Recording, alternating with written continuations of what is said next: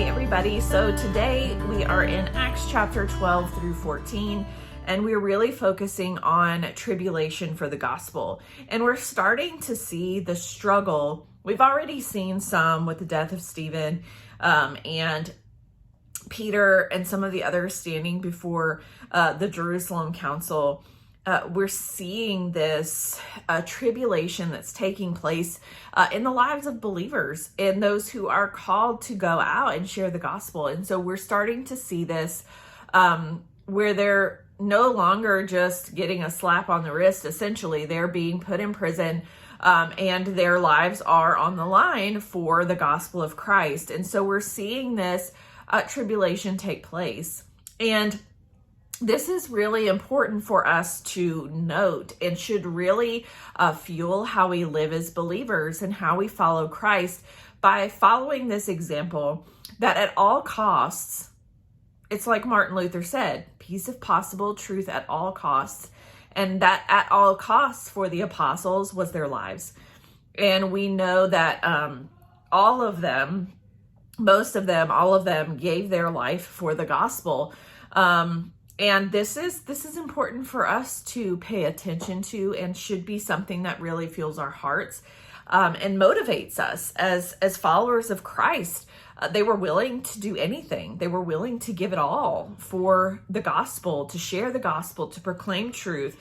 And so this is important for us. And so when we start out in Acts chapter 12, we see James, who is the brother of John, son of Zebedee, and he is, we get introduced to him in Matthew 4, and also we see a specific teaching in regards to him in Matthew 20, when his mother says, "My sons, can they sit next to you at your right hand, Lord?" And he says that they will drink from the cup that he drinks from, which means death. And so James is killed by the sword by Herod. And when Herod sees that this was pleasing to the Jews, he arrested Peter as well and was going to put Peter to death as well.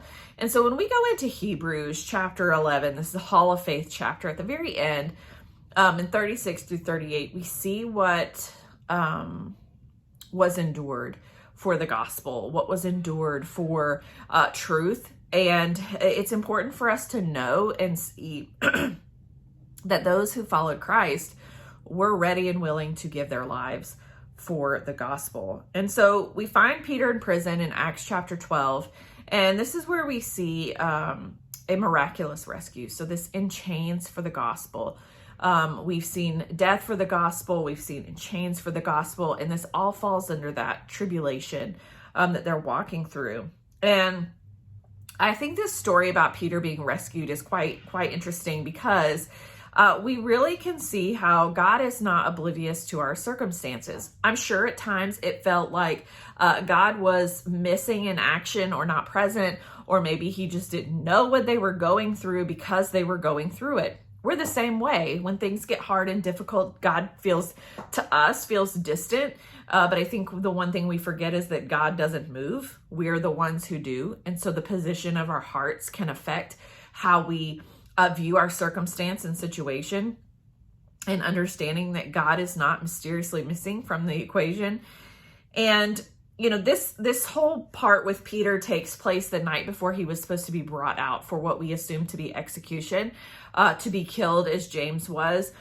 And we know that he was well guarded by soldiers. He was sleeping between two soldiers. He was bound in chains. And there were sentries guarding the prison door. And so he was well guarded. They were sparing no chance of him getting out. And so this miraculous rescue, it really shows that God is the one who did this. There's no other way this could have taken place but through God. And so it's this reminder that he's not absent. He's always with us. And at times, even the apostles lacked hope at times. They wrestled with unbelief at times. We see it especially after the resurrection when they weren't sure what was happening or what was going on. And so we see them wrestle this out. And even John, when he's on the Isle of Patmos and he has been sent there in exile, he's discouraged. And God gives him the entire book of Revelation to encourage and give him hope. And so they are not removed from us in feeling or thought or emotion.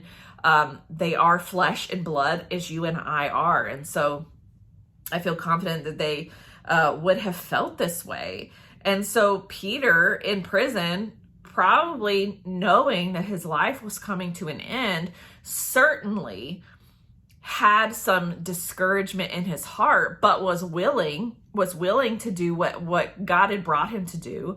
And so we see this angel of the Lord come. There's a bright light. The chains fall off his hands. The angel led him out fully dressed past the guards. And at first, Peter thought it was a dream. Now, we don't know if the guards were asleep, knocked out. We don't know. I would assume that the Lord put them in a deep sleep so that they would not wake up for any of this. So Peter thought it was a dream. How am I doing this? How am I able to pass all these guards? How are they still asleep? How are they not paying attention? And I'm just able to walk out. So Peter thought it was a dream.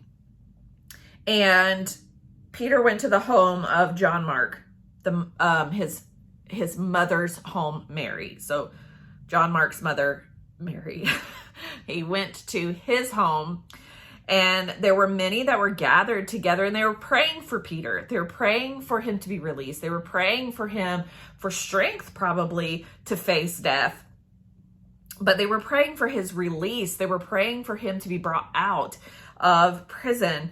And what gets me is they didn't even believe that Peter was at the door. When the servant came in, said, Peter is knocking on the door. And they didn't believe it. They didn't believe that God had truly answered their prayers. So Peter told them what God had done and instructed them to go and tell the others. This is an important piece, because this is how we are encouraged. We are encouraged because we know and see what God is doing. That he's not distant, that he's not far off, he's not disconnected. He is present in your life and my life. He's present and working constantly. And so this is important for other believers to be encouraged. Be encouraged by what God is doing. So, of course, the next morning, Peter's gone. They're searching for him. And according to Roman law, the sentries would pay the price for a missing prisoner. Whatever their punishment was to be, would be what the sentries would pay. And so the sentries paid with their lives because Peter escaped. And then we go in to see this last part in 12 with the death of Herod. Says he was struck by the Lord's judgment because he sought to take the Lord's praise and glory and worship for himself rather than giving it back to the Lord. And so it says he was eaten by worms. Now, I'm assuming not literal, like we think earthworms. It's not, no. They were likely internal parasite worms, because the Jewish historian Josephus records that Herod Agrippa I experienced heart pains together with pain in his abdomen and died after 5 days. So he died in AD 44 in the 4th year of Claudius Caesar. So when we get into Acts chapter 13, we see we're coming into this place where we're starting to split Acts, where we see Acts split. We see it coming to the place where we're going to follow Paul on his missionary journeys as he goes throughout the different places that he travels. And he goes to quite a few places. There, you can pull up maps on Google. If you Google Paul's first missionary journey, you can see the chart, and you can see the way he went and how far he was traveling for the gospel. There's even some scholars who believe that he took the gospel to what we know as Great Britain, or Britannia at the time. And so there's even that some scholars who believe that he went that far. And so I think this is where we get into, we're really sort of not twisting, but turning at a turning point in Acts where we're really going to see what Paul is doing and where he is headed with the gospel. And so we see in Antioch, we talked about Antioch last time, and it's this hub for the church where the gospel is really going forward. And so they're sending out, the Holy Spirit is sending out Paul and Barnabas to do the work for which he's called them. And we see the church lay on of hands, and this laying on of hands is not them commissioning.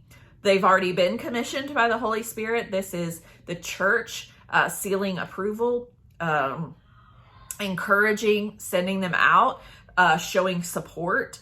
And so they're laying on of hands is an endorsement to them going out and sharing the gospel, that they will support and encourage them as they can. And so this is this sending out mission that the church does. And so the church does this today, not just with missionaries, but they are doing it in other ways. The church is a launching point for ministry. And so you may have some who are in your church who begin pastoral ministry, or they begin teaching ministry. Whatever the ministry is that God has called them to, the church is the launching pad for those things. And it's not the church calling them to the work, it's the Holy Spirit who is called. The church is encouraging and sending them forward.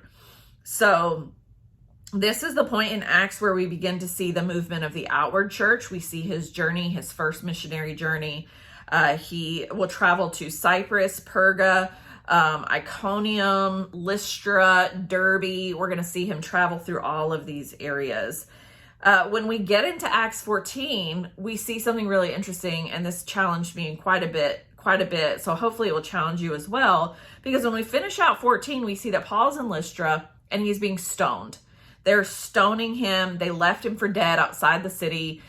So they assumed him dead. He was stoned and assumed dead, left outside the city. The disciples gathered him up, doctored him up. And the next day, it says the next day, he went out and went back on the road, on his journey, on his way again. And we are stopped over a stumped toe usually. We give up, we are disheartened. And so we see that Paul, being stoned and left for dead, is able to rise to the occasion to get back on his feet and to do what needs to be done. So there's definitely a lot that we can take away from what we're seeing happening with Paul, and how we can apply that to how we live. And so if you haven't had a chance to watch some of the other Acts videos, I encourage you to do that, because we're going to be continuing on in Paul's missionary journey and the places that he's going. These are really pivotal to the epistle letters. They give us a lot of background and detail about how these churches were established. And so I just want to encourage you to watch the other Acts videos if you have not had a chance. And next week, we're going to be diving into Acts 15 and 16 and seeing how these missionary journeys are going about and what is happening as Paul is going and sharing the gospel. So I encourage you to join us next week for the continuation of our Acts study. So I'll see you next time.